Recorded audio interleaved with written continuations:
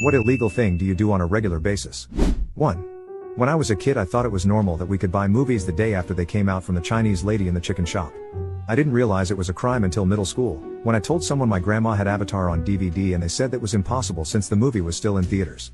2. During football season I provide verbal accounts of the game without consent of the NFL. 3.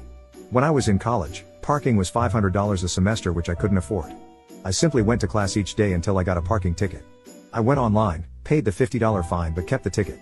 Every time I would park on campus, I would toss the ticket out onto my windshield so that the parking police thought I was already ticketed. This worked for 2 years, $1,000 worth of parking for $100, and then I came out of class one day to find 2 tickets and a note that said, "Nice try." 4. I illegally jaywalk all the time. I just can't resist the thrill of crossing the street wherever I please. 5. I cut my own hair in my house, but I'm not registered as a hairdresser under the 1939 Hairdressers Act. 6. Downloading music through YouTube to MP3. 7. I buy organic veggies and ring it up as non-organic in self-checkout. 8.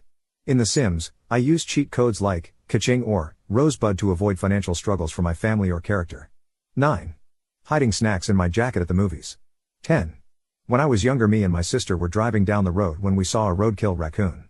We decided to pull over to see if it was still alive. It wasn't, but it had a baby raccoon trying to cuddle up to it. We felt bad and took him in. He lived with us for about 14 years until he passed away.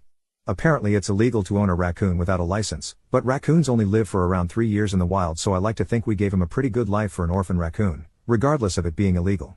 We live in a small town and regularly took him on walks to the park and stuff. He loved people and sat on my shoulder while I was on a 4th of July parade float. R.I.P. Bandit. 11.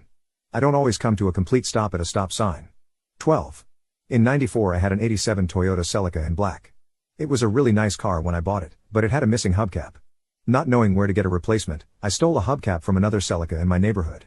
I was dumb and 17 years old. I drove that car for 2 years until I got into an accident. Since I no longer needed the hubcap, I put it back on the car I stole it from 2 years earlier. I always wondered what the owner thought about it.